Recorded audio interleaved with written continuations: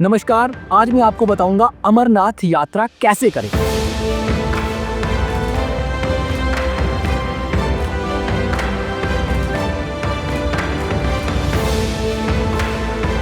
तो सबसे पहले शुरुआत करते हैं कश्मीर से।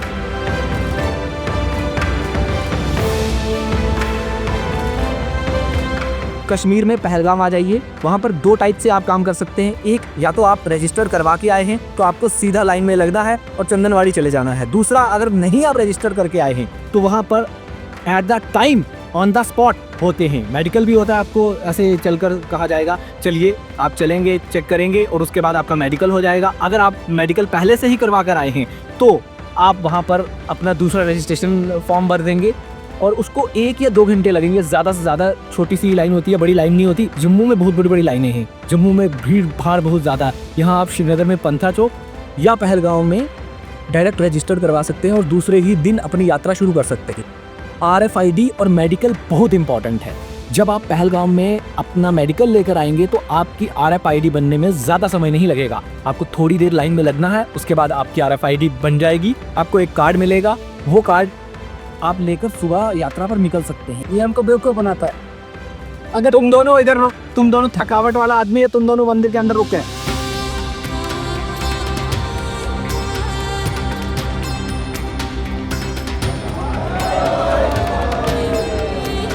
शुरुआत करते हैं यात्रा। यात्रा में आप चाहें तो वहाँ पर होम स्टे में रह सकते हैं, आप चाहें तो बेस कैंप में रह सकते हैं, आप चाहें तो होटल में रह सकते हैं। होम स्टे 100 रुपये, 150 रुपये, 200 रुपये, 250 रुपये, 300 रुपये, ऐसे करके होम स्टे में आप रह सकते हैं। एक बंदे का इतना खर्चा आता है। अगर आप होटल में रहते हैं तो 500, 1000, 1500, 2000, 2500 से लेके 15,000 तक आप खर्च कर सकते हैं। अगर आप बेस कैंप में रहते हैं, पहलगाम बेस कैंप, तो उसमें 370 रुपये से शुरू हो जाता है कम से कम। और उसमें आपको बेड वाले टेंट भी मिलते हैं और बिना बेड वाले नीचे वाले भी मिलते हैं। अब इसके बाद जब आपने दूसरे दिन यात्रा की शुरुआत करनी है तो अब हम वहां से शुरू करते हैं कि यात्रा कैसे करनी है और कितनी टफ है।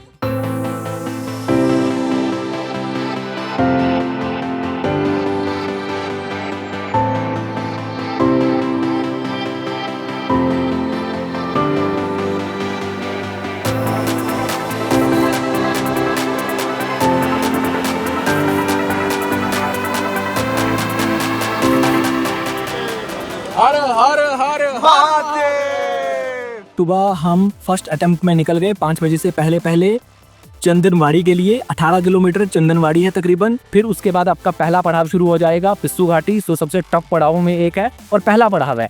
जैसे ही आपने पिस्सू घाटी का टारगेट अचीव कर लिया, उसके बाद नेक्स्ट है शेषनाग, जो थोड़ी सख्त चढ़ाई है लेकिन पिस्सू घाटी से कम है।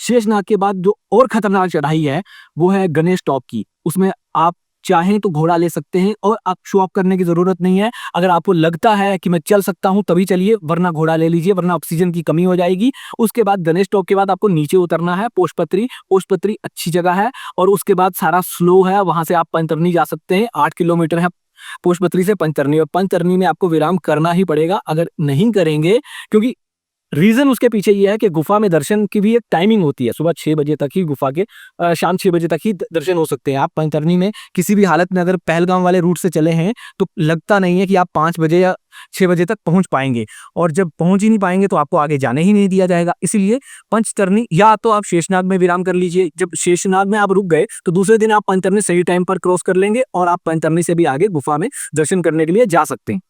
पंचतरनी से गुफा सिर्फ 6 किलोमीटर दूर है।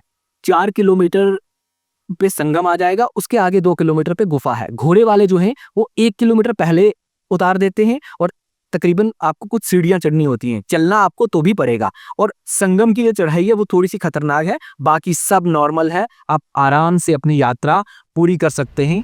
धन्यवाद।